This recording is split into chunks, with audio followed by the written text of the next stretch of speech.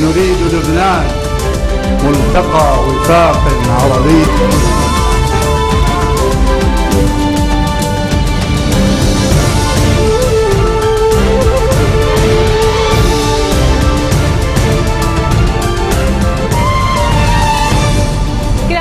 Watching the English newscast here on Future Television. I'm Linda Tamim and these are today's top stories.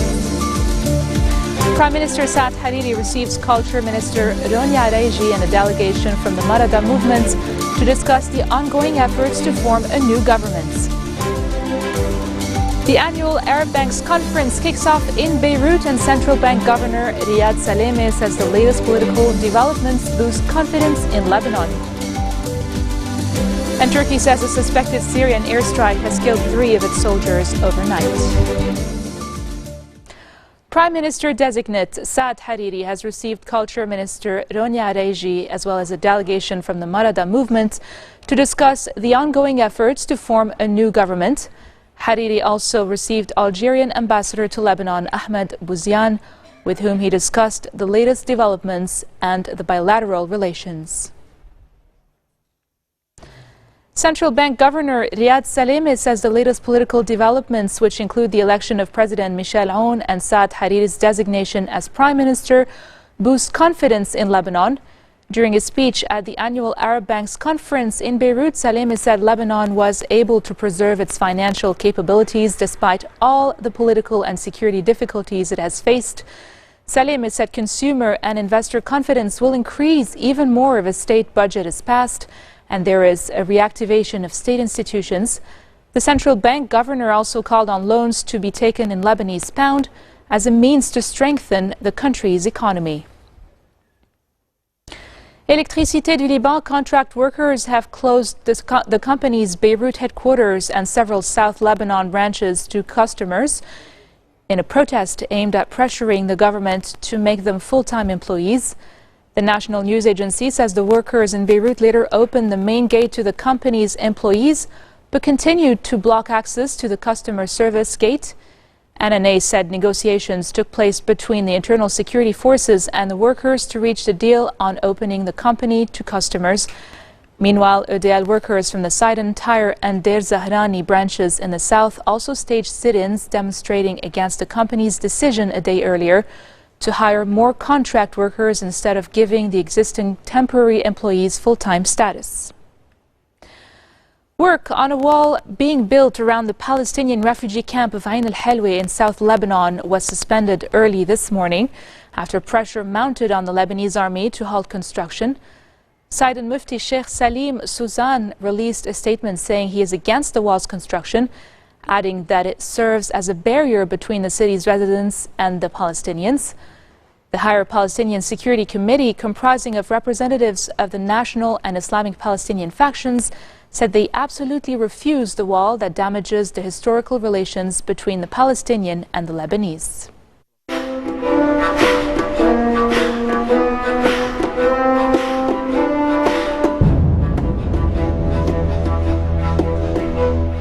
A senior UN aid official says his team has received written approval from Syrian rebels in the besieged opposition-held parts of Aleppo to allow aid in and evacuate the wounded.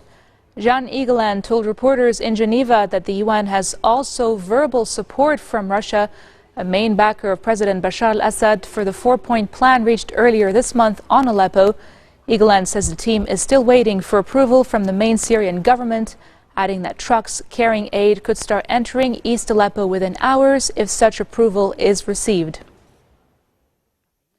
Turkey says a suspected Syrian airstrike has killed 3 of its soldiers overnight in what appears to be the first Turkish casualties at the hands of the Damascus government's forces since Ankara launched an incursion into Syria 3 months ago. The Turkish military said the attack occurred during a Turkish-backed Syrian rebel operation in northern Syria. 10 other soldiers were reportedly wounded in this airstrike, which the Turkish military claims has been carried out by Syrian regime forces. Coming up next, Americans in the U.S. and abroad are celebrating Thanksgiving. Stay tuned.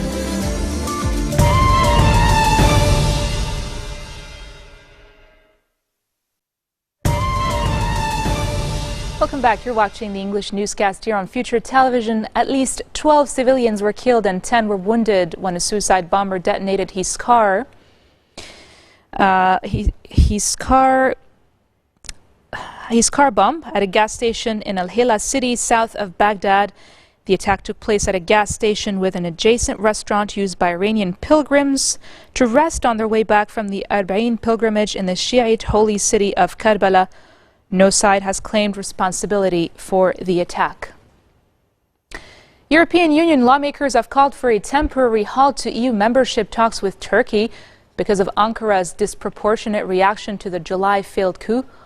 Although EU governments are unlikely to take heed, members of the European Parliament voted solidly in favor of a non-binding motion urging the European Commission and national governments to freeze ongoing negotiations. Outgoing U.S. President Barack Obama has wished a happy Thanksgiving to Americans in his weekly address, urging them to stay united in the wake of the presidential election. Obama and the First Family also served Thanksgiving meals to residents of the Armed Forces Retirement Home in Washington. The retirement home houses 405 previously enlisted service members, representing every campaign since World War I.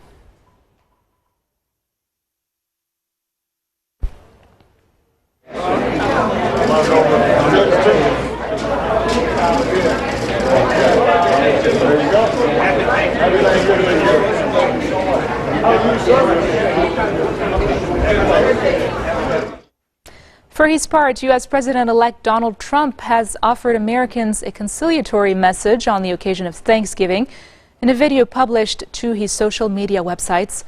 Trump said after the often brutal presidential campaign against Democrat Hillary Clinton, Thanksgiving is a time for Americans to come together to heal the wounds of the past and to give thanks. In his words, "We are very blessed to call this nation our home, and that's what America is. It is our home. It's where we raise our families, care for our loved ones, look out for our neighbors, and live out our dreams. It's my prayer that on this Thanksgiving, we begin to heal our divisions and move forward as one country, strengthened by shared purpose and very, very common resolve." In declaring this national holiday, President Lincoln called upon Americans to speak with one voice and one heart. That's just what we have to do. We've just finished a long and bruising political campaign. Emotions are raw and tensions just don't heal overnight. It doesn't go quickly, unfortunately. But we have before us the chance now to make history together, to bring real change to Washington, real safety to our cities, and real prosperity to our communities, including our inner cities. So important to me and so important to our country. But to succeed, we must enlist the effort of our entire nation. This historic political campaign is now over. But now begins a great national campaign to rebuild our country and to restore the full promise of America for all of our people. I'm asking you to join me in this effort. It's time to restore the bonds of trust between citizens, because when America is unified, there is nothing beyond our reach, and I mean absolutely nothing. Let us give thanks for all that we have, and let us boldly face the exciting new frontiers that lie ahead. Thank you. God bless you, and God bless America. Middle East University in Lebanon offers a pre-med program which aims to provide students with a competitive foundation combining academic excellence with practical training. While students will be able to pursue academic and research activities, they will also be actively involved with the community health and humanitarian work. Dean of the Faculty of Arts and Sciences, Dr. George Jackson, tells us more. Can you tell me a little bit about your program, the pre-med program, and why is it so special and so different compared to the ones that other universities in Lebanon offer? Yes, thank you. It's really good to be here. Well, Middle East University, we have a beautiful campus up on the hill, a very treed, forested campus, but we have a very small student body, a very international student body, probably have 40 nationalities represented in our students and staff. But one thing that's really particularly different is we really stress service, and we want students to become future physicians that have experience in community service and really helping other people and experiencing what that's like. Can you tell me more about this community service? Examples of things that you've done already with your students? Well, I first started coming to Lebanon 3.5 years ago with my pre-med students from the US, and we were doing basically health expos. We do blood sugar, blood pressure, body fat, just basic health lectures. And we were amazed at the numbers of people that came, and just swamped with people. So we're actually, in our curriculum at Middle East University, in our pre-med program, we actually have classes built in where students will be doing community service as a requirement of their course. They'll go down into the community, finding people that have needs, health needs, and practically working with them. Why is community service so important, you think? Well, you know, so many people, especially young people these days, they want a job, they want to make lots of money, and they want a good career, and that's fine, that's okay. But maybe what they're forgetting is, what can I do to make a difference in the world? What can I really do to help my community, to give something back to my community? And we want people to think, students to think outside themselves. What can they do to make a difference in the world? That's why we're here. And how have students so far reacted to Well, it's amazing. You know, we ran a summer camp with some Lebanese high school students. Many of them were 17-year-old juniors, and we did some health training for them. Just as an example, last summer we went down to the university has a small community center down the hill, and we were just overwhelmed. There were many Iraqi refugees that came, and we saw 50 people in 2 hours. The kids were doing their blood pressure, blood sugar, and they were working through, taking details down. And these kids were just so inspired. And it was so amazing, because I was used to working with American kids that had to translate. Well, these kids were like my pre-med kids, and they were able to speak the language. And it was a very inspiring experience, yeah, to work with these young people.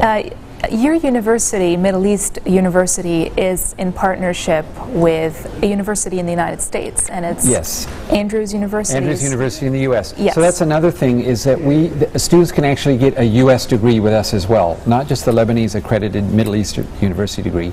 They can get a U.S. degree through Andrews University as if they studied in the U.S., which is really important if a student wants to then apply to medical school in the U.S.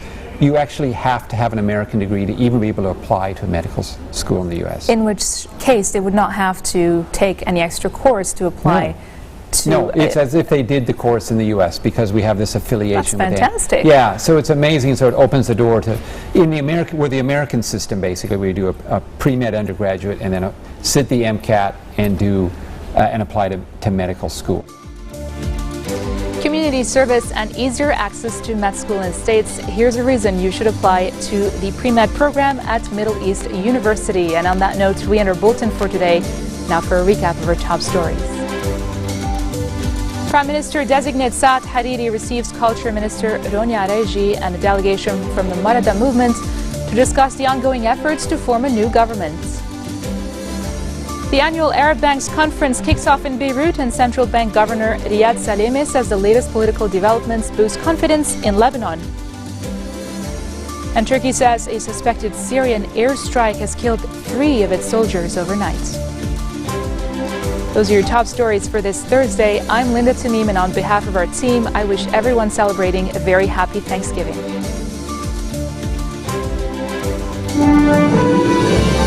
نريد لبنان ملتقى وفاق عربي